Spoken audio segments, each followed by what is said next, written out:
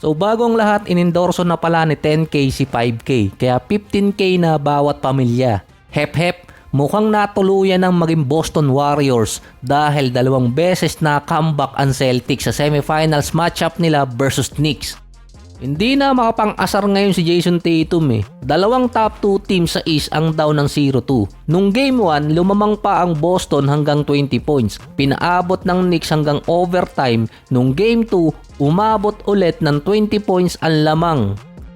Sa 4th quarter din, niyari ng Knicks yung Celtics. Yung foul pa kay Bronson parang non-shooting foul yun Parang naipit yung kamay ni Holiday kay Bronson. Pero nung first quarter, tinawagan kasi ng clear path foul si Bronson kay Holiday.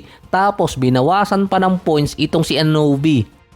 Nireplay kasi yun sa review center kaya binawi. Kaya bawi lang din yung nangyari kay Holiday na na-foul niya si Bronson. Tabla-tabla lang. Sa 4th quarter naman, lamang ng 11 yung Celtics. Si Mikal Bridges nun, 14.7 rebounds, 5 assists, 3 steals. Nakascore lang itong si Bridges sa last quarter nung 11 minutes mark. Na-outscore pa niya si Tatum na meron 13 points, 14 rebounds, 5 assists at 3 steals.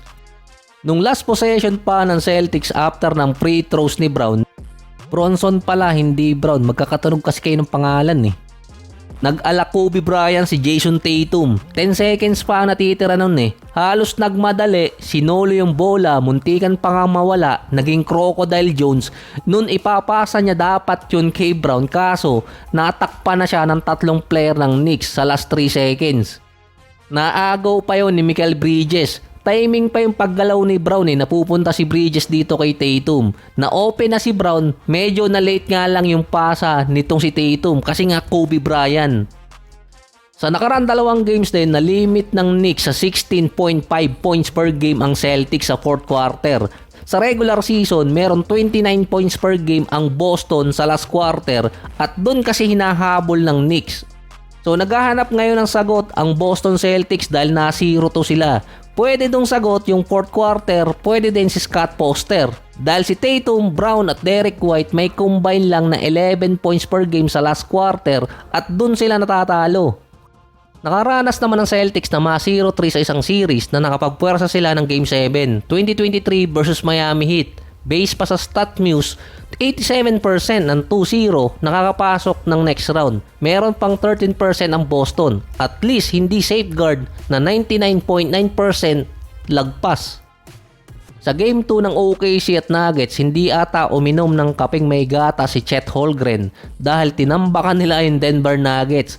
43 points, naka times 30 naman sa 5 piso. Dapat pala ginawa akong 10 piso. Hindi nagmintes sa free throw si Holmgren, 7 out of 7. Si SGA ganun pa rin, namamakyaw ng free throws, 11 out of 11 na meron 34 points.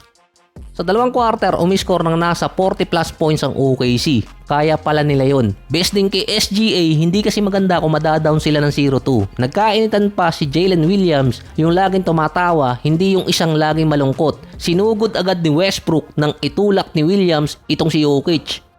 Pinagtanggol din agad ni Westbrook, baka hindi siya pabalikin next year. Naka 19 points at 5 assists naman si Westbrook off the bench. Kaso off night naman si Jokic. Pumunta muna sa mundo ng mga tao. 17 points, 8 rebounds at 6 assists na fouled out din siya nung 3rd quarter.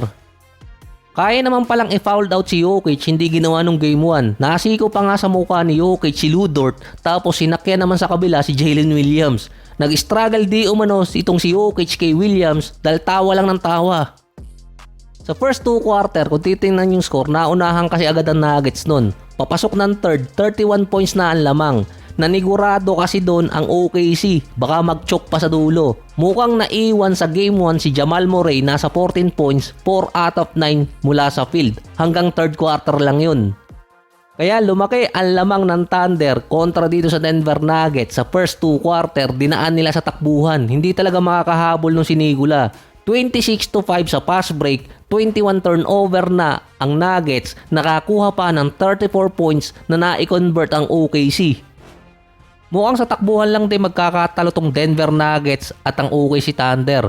Dahil nung Game 1, 24 ang Nuggets sa fast break, 27 naman ang OKC. Pero mostly ng points ng Nuggets sa fast break nakuha nila nung second half. 23 points din ang nakuha nila mula naman sa turnover nitong OKC. Mataas pa naman ang altitude sa Denver kaya kung takbuhan lang din baka maubusan din doon ng Thunder.